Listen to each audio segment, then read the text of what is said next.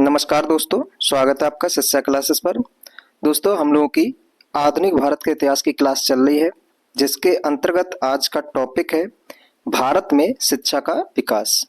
आधुनिक भारत में शिक्षा का विकास कैसे कैसे हुआ है और अंग्रेजों को क्या जरूरत पड़ गई कि शिक्षा दी जाए भारतीयों को, इसके बारे में देखेंगे। और काफी ज्यादा महत्वपूर्ण क्वेश्चंस हैं, तो इसलिए सेशंस को पूरा देखें। चलिए स्टार्ट करते हैं। पहला क्वेश्चन है, भारत में अंग्रेजों ने प्रथम मदरसा कहाँ स्थापित किया था? तो प्रथम मदरसा जो है भारत में कहाँ स्थापित किया गया था? कलकत्ता में। ऑप्शन डी इसका सही हो जाएगा। अंग्रेजों के द्वारा भारत में प्रथम मदरसा जो है कहाँ पे स्थापित किया गया था? कोलकाता में। अगला क्वेश्चन है, एशियाटिक सोसाइटी ऑफ बंगाल के संस्थापक थे। तो एशियाटिक सोसाइटी ऑफ बंगाल के संस्थापक कौन थे? तो कौन थे? Sir William Jones. Option A इसका सही हो जाएगा। सर विलियम जोन्स जो है एशियाटिक सोसाइटी ऑफ बंगाल के संस्थापक थे। बात करें इसकी स्थापना कब हुई थी, तो 1784 में इसकी स्थापना की गई थी। स्थापना कब हुई थी? 1784 में। अगर पूछा जाए इस समय गवर्नर जनरल कौन था 1784 में, तो वॉरेन हेस्टिंग। तो वॉरेन हेस्टिंग के कार्यकाल में एशियाटिक सोसाइटी ऑफ बंगाल की स्थापना की गई। इसके संस्थापक कौन थे? तो सर विलियम जोन्स। स्थापना कब हुई? 1784 में। इतना याद रखना है। चलिए अगला क्वेश्चन देखते हैं। अगला क्वेश्चन है कि वाराणसी में प्रथम संस्कृत महाविद्यालय की स्थापना किसने की? कहाँ की बात कर रहा है? वाराणसी की। प्रथम संस्कृत महाविद्यालय, इसकी स्थापना किसने की थी? तो जोनाथन डंकन ने। ऑप्शन ए इसका सही हो जाएगा। जोनाथन डंकन के द्वारा भारत में यानी वाराणसी में प्रथम संस्कृत महाविद्यालय की स्थापना की गई थी। इसकी स्थापना की बात करें तो इसकी स्थापना कब की गई थी? तो 1791 में इसकी स्थापना की गई थी। ठीक है, तो अभी तक हम लोग देख चुके हैं 1780 में जो है वॉरेन हेस्टिंग के द्वारा कलकत्ता मदरसा की स्थापना की गई थी। 1780 में कलकत्ता मदरसा की स्थापना। 1784 में एशियाटिक सोसाइटी ऑफ बंगाल, इसकी स्थापना की गई। और 1791 में जो है वाराणसी में प्रथम संस्कृत महाविद्यालय की स्थापना की गई थी। तो ये 3 पॉइंट याद रखने हैं। चलिए अगला क्वेश्चन देखते हैं। अगला क्वेश्चन क्या कह रहा है? कथन और कारण से है। कथन क्या है? बंगाल की एशियाटिक सोसाइटी की स्थापना वॉरेन हेस्टिंग के काल में हुई थी। बंगाल में एशियाटिक सोसाइटी की स्थापना वॉरेन हेस्टिंग के काल में हुई थी। तो एशियाटिक सोसाइटी की स्थापना कब हुई थी? 1784 में। और इस समय गवर्नर जनरल कौन था? तो वॉरेन हेस्टिंग। अगर संस्थापक की बात पूछ ली जाए तो सर विलियम जोन्स होंगे। और उसने सर विलियम जोन्स के पक्ष में उक्त विद्वत संस्था की अध्यक्षता का प्रस्ताव अस्वीकार कर दिया। अगला है, वॉरेन हेस्टिंग स्वयं एक उद्यत विद्वान तथा प्राच्य विद्या का प्रखर समर्थक था, जो संस्कृत, फारसी व अरबी के अध्ययन को प्रोत्साहित करता था। तो इस क्वेश्चन में बताना है कि कथन और कारण में हमारे क्या रिलेशन है और क्या यह सही है। ऑप्शन ए है, ए और आर दोनों सही है और आर कथन ए की सही व्याख्या कर रहा है। ठीक है, अगला ऑप्शन है कि ए और बी दोनों सही हैं और किंतु आर जो है ए की सही व्याख्या नहीं कर रहा है। ए सही है किंतु आर गलत है, ए गलत है किंतु आर सही है। तो इस क्वेश्चन का आंसर हो जाएगा ऑप्शन ए। ए और आर दोनों सही हैं और आर ए की सही व्याख्या भी कर रहा है। ठीक है, बंगाल की एशियाटिक सोसाइटी की स्थापना जो है वॉरेन हेस्टिंग के काल में हुई थी 1784 में। और उसने सर विलियम जोन्स के पक्ष में संस्था की अध्यक्षता का प्रस्ताव अस्वीकार भी कर दिया था, क्योंकि वॉरेन हेस्टिंग स्वयं जो है एक उद्यत विद्वान था और प्राच्य विद्या का प्रखर समर्थक था, जो फारसी, संस्कृत, अरबी के अध्ययन को प्रोत्साहित करता था। तो एक दूसरे से संबंधित भी है, तो इसलिए इस क्वेश्चन का आंसर हो जाएगा ऑप्शन ए। अगला क्वेश्चन देखते हैं। अगला क्वेश्चन है, निम्नलिखित में से किसे पेरिस की रॉयल एशियाटिक सोसाइटी की सदस्यता प्रदान की गई थी? इनमें से किसको जो है पेरिस की रॉयल एशियाटिक सोसाइटी की सदस्यता प्रदान की गई थी? दादाभाई नौरोजी, माइकल मधुसूदन दत्त, राजा राम मोहन राय, विवेकानंद। तो इस क्वेश्चन का आंसर सही हो जाएगा option B, Michael Madhusudan. Michael Madhusudan को जो है पेरिस की रॉयल एशियाटिक सोसाइटी की सदस्यता प्रदान की गई थी। तो ऑप्शन बी इसका सही हो जाएगा। बात करें इसकी स्थापना कब की गई थी, तो 1822 में की गई थी इसकी स्थापना। माइकल मधुसूदन वही है जिन्होंने नील दर्पण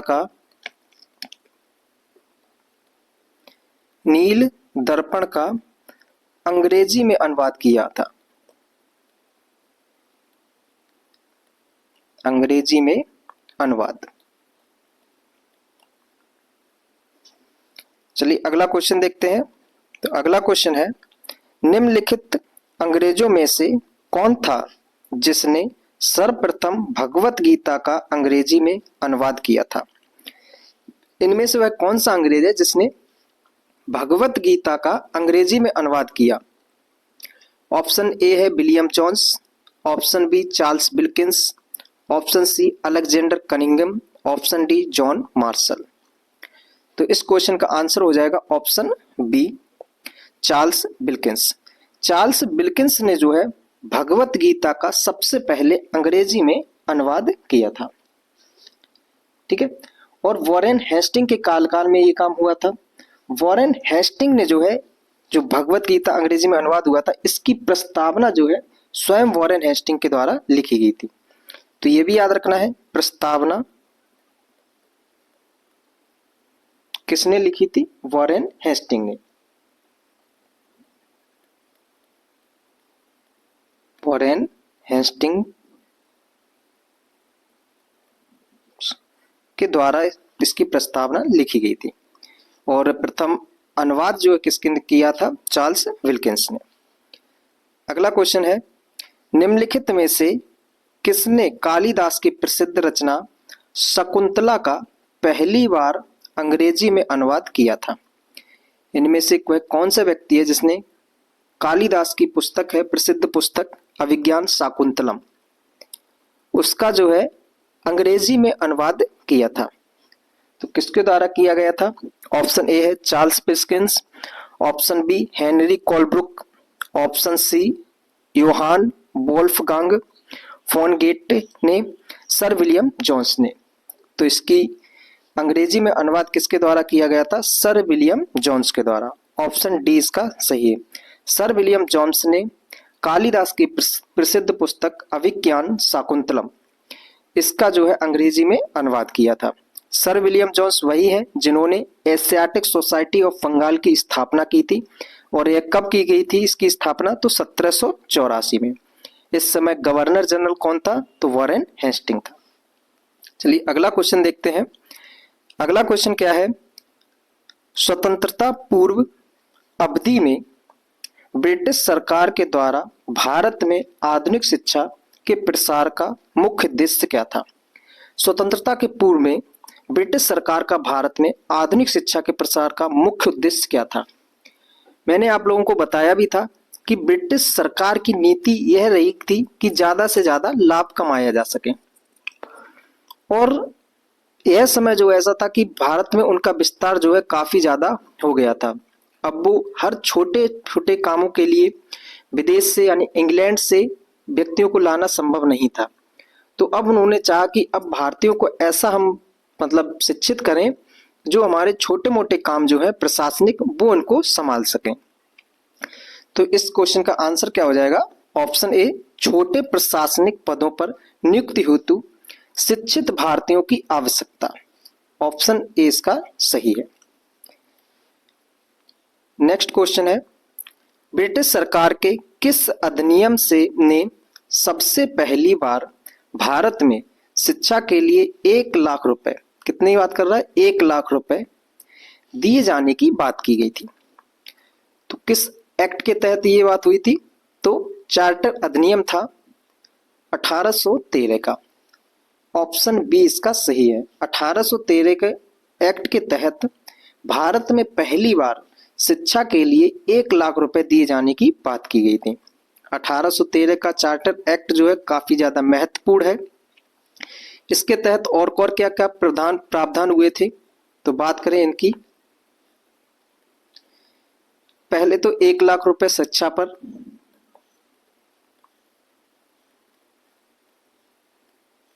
खर्च किए जाएंगे। ब्रिटिश ईस्ट इंडिया कंपनी से जो कंपनी आई थी, east India company, British east India company के व्यापारिक एकाधिकार समाप्त किए गए। एकाधिकार इनको समाप्त किया गया, कुछ को छोड़कर मतलब चीन के साथ व्यापार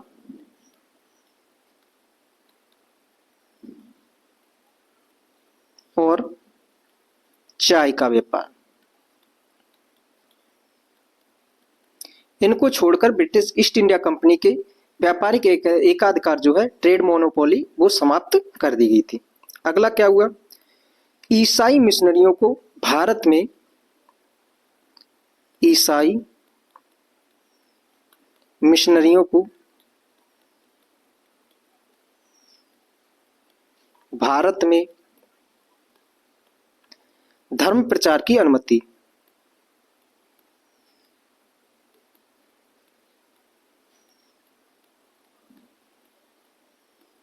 ठीक है। तो ये कुछ पॉइंट है, इनको याद रखना है। 1 लाख रुपए शिक्षा पर बात की गई थी। ब्रिटिश ईस्ट इंडिया कंपनी के व्यापारिक एकाधिकार समाप्त किए गए थे, कुछ को छोड़कर, यानी चीन के साथ व्यापार और चाय का व्यापार को छोड़कर सभी व्यापारिक एकाधिकार समाप्त कर दिए गए थे ब्रिटिश ईस्ट इंडिया कंपनी के। ईसाई मिशनरियों को भारत में धर्म प्रचार करने की अनुमति दी गई और कहा गया कि भारतीयों को जो है सभ्य बनाइए आके, प्रबुद्ध बनाइए आके, ये अनुमति दी गई थी 1813 के एक्ट के तहत। चलिए अगला क्वेश्चन देखते हैं। अगला क्वेश्चन है, कह रहा है वुड डिस्पैच से है। वुड डिस्पैच यानी वुड का घोषणा पत्र के बारे में निम्नलिखित में से कौन सा कथन सत्य है। इसमें हमें सत्य बताना है। 3 स्टेटमेंट दिए गए हैं। पहला है सहायता अनुदान व्यवस्था, यानी ग्रांट्स इन फंड के बारे में, ऐड के बारे में शुरुआत की गई थी इसके अंदर वुड डिस्पैच में, तो ये तो सही है। अगला पॉइंट है विश्वविद्यालय की स्थापना की गई थी। 1854 में वुड डिस्पैच आया और 1857 से ही, यानी इसी वुड डिस्पैच की सिफारिशों पर विश्वविद्यालय की स्थापना की गई थी, तो ये भी सही है। अगला, शिक्षा के सभी स्तरों पर शिक्षण माध्यमिक में अंग्रेजी की सिफारिश की गई थी, तो ये बात गलत है। सभी स्तरों पर नहीं, उच्च माध्यमिक स्तरों पर, यानी उच्च स्तर पर जो है शिक्षा अंग्रेजी भाषा में दी जाए, जबकि स्थानिक स्तर पर मातृभाषा का ज्ञान दिया जाए प्राथमिक स्तर पर। तो ये वाला तीसरा पॉइंट हमारा गलत है, तो इसका सही आंसर हो जाएगा ऑप्शन ए। 1 और 2 सही है। वुड डिस्पैच जो है वुड का घोषणा पत्र, इसे अंग्रेजी शिक्षा का मेग्ना कार्टा भी कहा जाता है, तो ये भी याद रखना है। ये आया कब था? 1854 में। इसने उच्च शिक्षा पर ज्यादा जोर दिया, विश्वविद्यालय शिक्षा पर ज्यादा जोर दिया, और इसको किस नाम से जाना जाता है? तो अंग्रेजी शिक्षा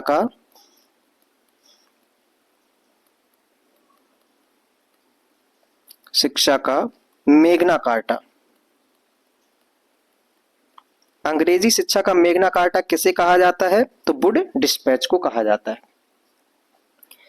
फिर 1857 में जो है कई विश्वविद्यालय स्थापित किए गए थे, जो लंदन की विश्वविद्यालय की तर्ज पर किए गए थे इनकी स्थापना। चलिए अगला क्वेश्चन देखते हैं। चार्ल्स वुड का आदेश पत्र निम्नलिखित में से किससे संबंधित था? तो चार्ल्स वुड का जो आज्ञा पत्र था, घोषणा थी, यह किससे संबंधित थी? तो शिक्षा से। ऑप्शन ए इसका सही है। अगला क्वेश्चन है, हंटर कमीशन की रिपोर्ट में विकास पर विशेष जोर दिया गया था। जो हंटर कमीशन आया था, तो यह कब आया था? 1882 में। 1882 में हंटर कमीशन ने रिपोर्ट दी और इस रिपोर्ट ने या हंटर कमीशन ने प्राथमिक शिक्षा पर सर्वाधिक मात्रा में विशेष ध्यान दिया। ऑप्शन सी इसका सही हो जाएगा। अगला क्वेश्चन है, प्रथम भारतीय शिक्षा आयोग की नियुक्ति किसने और किस वर्ष की गई थी?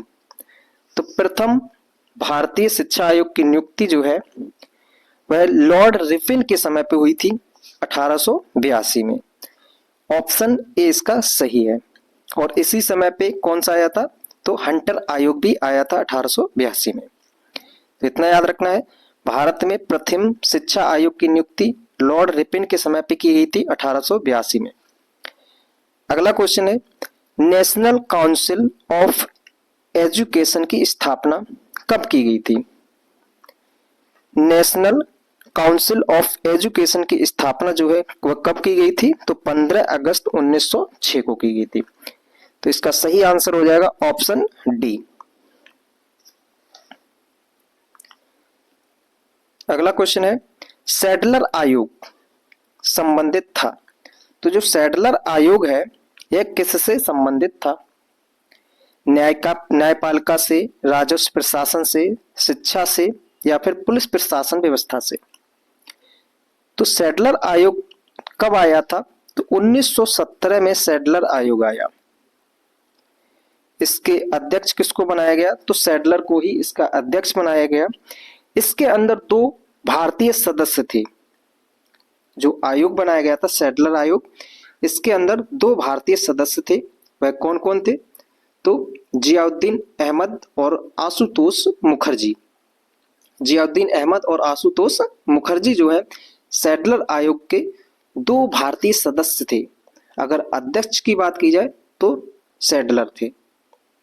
यह किससे संबंधित था? तो शिक्षा से संबंधित था। ऑप्शन सी इसका सही हो जाएगा। अगला क्वेश्चन है, शिक्षा में सुधार हेतु ब्रिटिश सरकार ने सैडलर विश्वविद्यालय आयोग कब नियुक्त किया? तो सैडलर विश्वविद्यालय आयोग कब नियुक्त किया गया? 1917 में। ऑप्शन बी इसका सही है।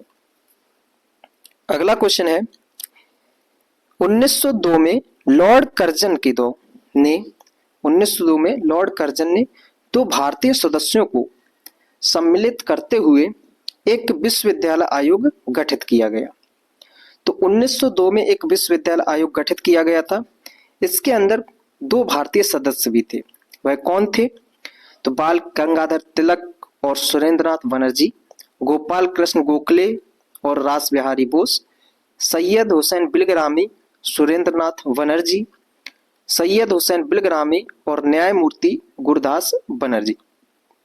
या ऑप्शन ए दिया गया है, उपयुक्त में से कोई नहीं या उपयुक्त में से एक से अधिक। तो इस क्वेश्चन का आंसर हो जाएगा ऑप्शन डी, सैयद हुसैन बिलग्रामी और न्यायमूर्ति गुरदास बनर्जी जो है कर्जन के समय पे 1902 में विश्वविद्यालय आयोग बनाया गया था, उसके 2 भारतीय सदस्य थे। ऑप्शन डी इसका सही हो जाएगा। जो 1902 में विश्वविद्यालय आयोग बनाया गया था, इसमें अध्यक्ष जो है रैले थी। ठीक है, तो इसे रैले आयोग के नाम से भी जाना जाता है, तो ये भी याद रखना है। फिर 1904 में कर्जन के ही द्वारा विश्वविद्यालय एक्ट भी लेके आया गया था। तो इतनी चीजें याद रखनी है। जो विश्वविद्यालय आयोग है इसे रैले आयोग के नाम से भी जाना जाता है। ठीक है, इसके अध्यक्ष कौन थे? तो रैले ही थे। 2 भारतीय सदस्य थे, कौन कौन? तो सैयद हुसैन बिलग्रामी और न्यायमूर्ति गुरदास बनर्जी। 1904 में जो है विश्वविद्यालय एक्ट भी लेके आया गया था। विश्वविद्यालय एक्ट 1904 में किसके द्वारा लेके आया गया? तो कर्जन के द्वारा लेके आया गया था। चलिए अगला क्वेश्चन देखते हैं। अगला क्वेश्चन है, लॉर्ड मैकाले संबंधित है। तो लॉर्ड मैकाले जो है किससे संबंधित है? सेना में सुधार से, सती प्रथा की समाप्ति से, अंग्रेजी शिक्षा से, या स्थायी बंदोबस्त थे? तो लॉर्ड मैकाले जो है ये किससे संबंधित है? शिक्षा से, अंग्रेजी शिक्षा से। ऑप्शन सी इसका सही है। भारत में अंग्रेजी शिक्षा को बढ़ावा जो है लॉर्ड मैकाले के द्वारा दिया गया था। इसकी एक थ्योरी जो है वो काफी ज्यादा फेमस है। कौन सी है? फिल्ट्रेशन थ्योरी, या इसी को हम बोलते हैं निस्यंदन का सिद्धांत। इसका मानना था कि भारत में जो है भारतीय लोगों को उच्च वर्ग में पहले शिक्षा दी जाए और शिक्षा छन छन के जो है निम्न वर्ग तक पहुंच जाएगी। तो इसी को कहते हैं फिल्ट्रेशन थ्योरी। मैकाले का एक कोटेशन भी है, वो काफी ज्यादा फेमस है। इसने कहा था कि भारतीय साहित्य यानी भारतीय संपूर्ण साहित्य अंग्रेजी शिक्षा का यानी अंग्रेजी जो एक लाइब्रेरी होती है उसके अंदर एक जो बक्स होता है, ट्रेजरी होती है, उसके समान है। तो इतना मतलब इसने बता दिया था कि भारत का संपूर्ण साहित्य जो है एक लाइब्रेरी के समान है।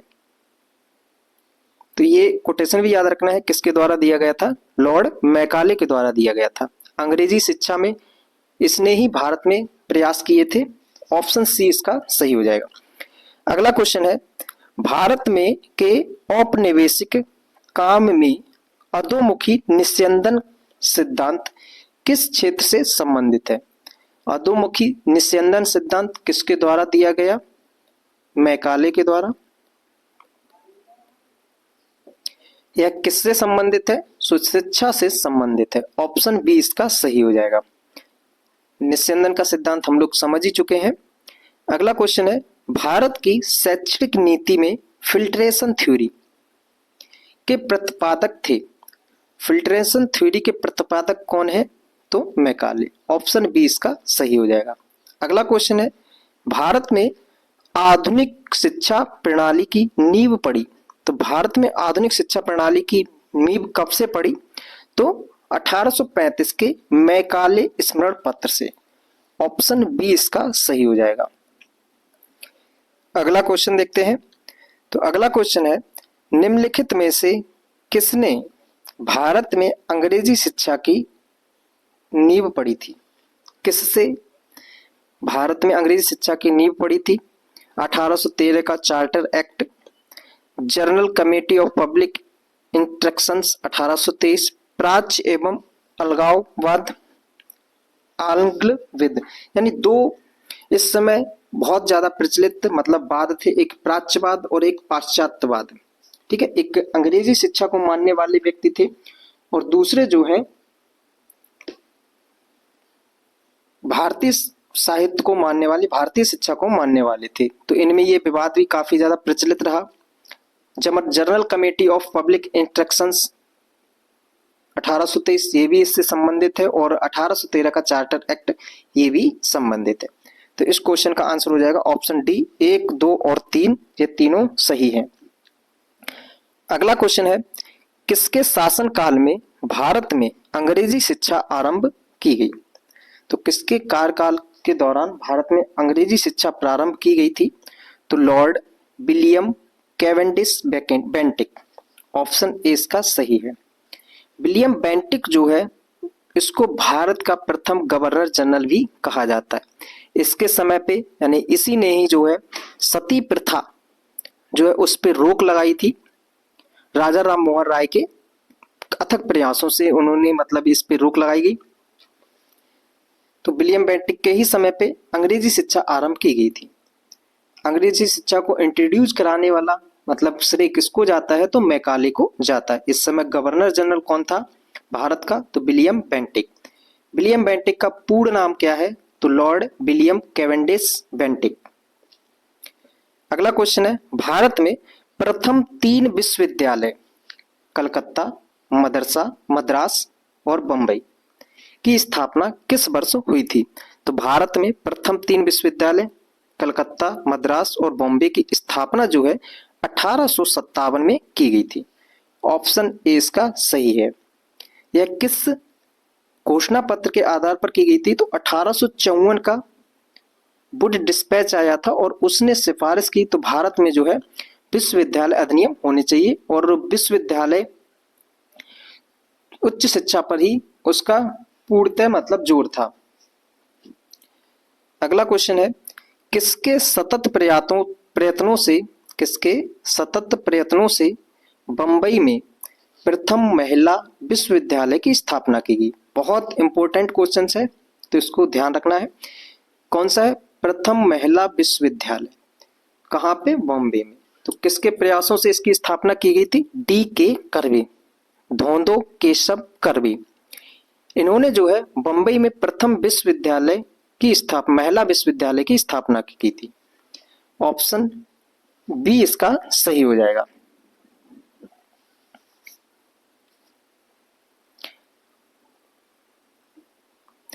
बात करें इसकी स्थापना हुई कब थी तो 1916 में। 1916 में बॉम्बे में प्रथम विश्वविद्यालय की स्थापना की गई थी डी के कर्वे के द्वारा। यह महाराष्ट्र के समाज सुधारक एवं सामाजिक कार्यकर्ताओं थे और इन्होंने जो है पूना में विधवा गृह की स्थापना की। पूना में विधवा गृह की स्थापना भी की थी। ठीक है, तो इतना याद रखना है डी के कर्वे के बारे में। अगला क्वेश्चन है, डेक्कन एजुकेशन सोसाइटी की स्थापना से कौन संबंधित था? तो डेक्कन एजुकेशन सोसाइटी की स्थापना इनसे कौन संबंधित था? तो बाल गंगाधर तिलक। ऑप्शन सी इसका सही है। बाल गंगाधर तिलक के द्वारा 1880 में, कब? 1880 में डेक्कन एजुकेशन सोसाइटी की स्थापना की गई थी। ठीक है, बीजी तिलक। सहयोगी के रूप में कौन थे? तो एम बी नाम जोशी, चिपलुड़कर। ठीक है, यह सदस्य भी शामिल थे इसके अंदर। अगला क्वेश्चन है, निम्नलिखित कॉलेजों में सर्वप्रथम किसकी स्थापना हुई थी? जो कॉलेज दिए गए हैं इनमें से सबसे पहले किसकी स्थापना की गई थी? Hindu college Calcutta, Delhi college, Mayo college, Muslim Anglo Oriental college. तो सबसे पहले किसकी स्थापना की गई थी? हिंदू कॉलेज की स्थापना की गई थी। 1817 में इसकी स्थापना की गई थी डेविड हेयर एवं अलेक्जेंडर डफ के साथ मिलकर।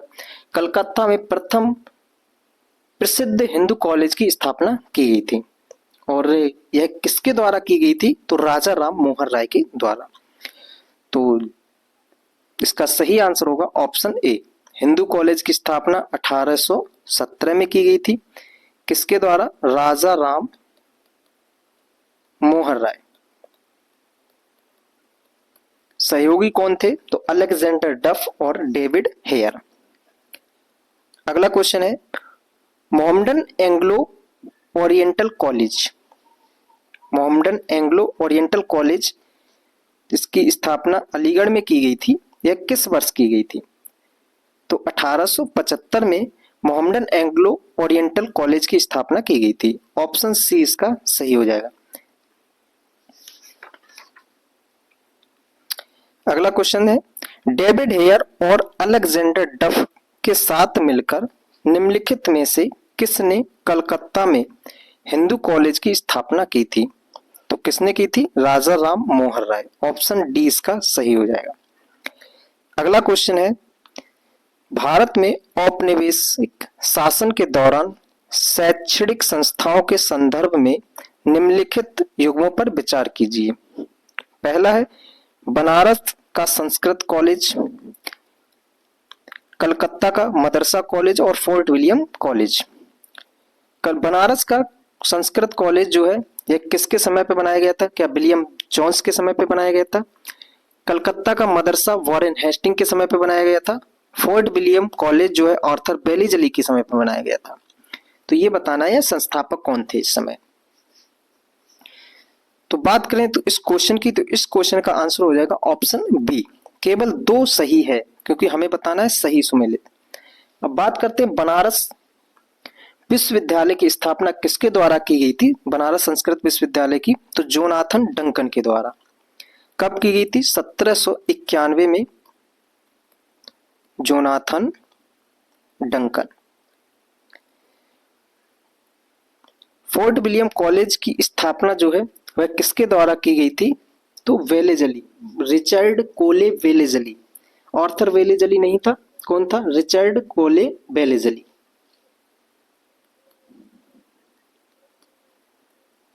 रिचर्ड कोले वेलेजली फोर्ट विलियम कॉलेज की स्थापना की थी। और यह स्थापना कब की गई थी इसकी? तो 1800 में की गई थी।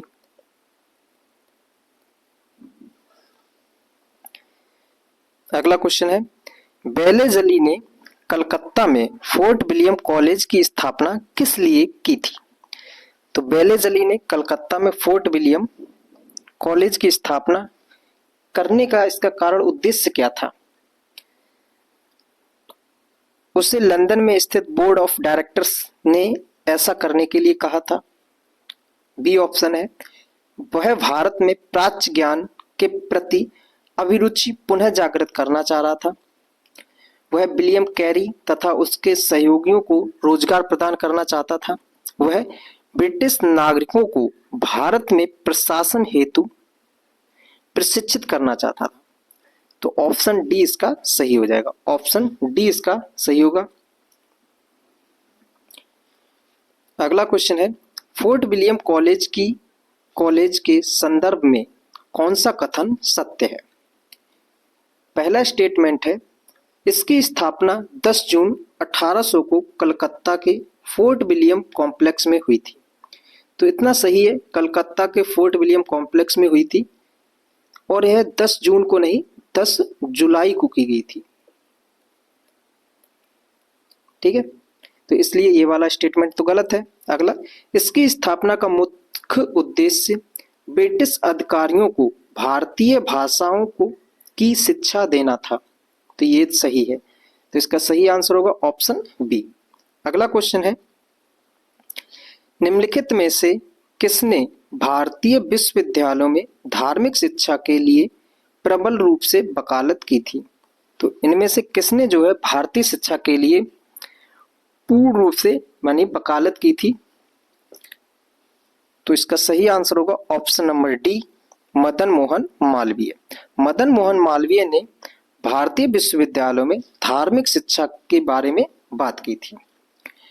अगला क्वेश्चन है, बनारस हिंदू विश्वविद्यालय का शिलान्यास निम्नलिखित में से किसने किया? तो बनारस हिंदू विश्वविद्यालय का शिलान्यास जो है किसने किया? तो लॉर्ड हार्डिंग ने। ऑप्शन सी इसका सही है। बनारस हिंदू विश्वविद्यालय की स्थापना कब हुई थी? तो 4 फरवरी 1916 को इसकी स्थापना हुई थी। ठीक है, और किसके द्वारा की गई थी? तो मदन मोहन मालवीय के द्वारा इसकी स्थापना की गई थी, परंतु शिलान्यास किसके द्वारा रखा गया था? तो लॉर्ड हार्डिंग के द्वारा। अगला क्वेश्चन है और इस क्लास का अंतिम क्वेश्चन है, क्या है? निम्नलिखित में से किसे सर्वप्रथम केंद्रीय विश्वविद्यालय घोषित किया गया? तो इनमें से किसको जो है केंद्रीय विश्वविद्यालय घोषित किया गया? बनारस हिंदू विश्वविद्यालय को। ऑप्शन सी इसका सही है। बनारस हिंदू विश्वविद्यालय को जो है सबसे पहले केंद्रीय विश्वविद्यालय का दर्जा दिया गया था। बनारस विश्वविद्यालय की स्थापना कब की गई थी? तो 1916 में मदन मोहन मालवीय के द्वारा इसकी स्थापना की गई थी।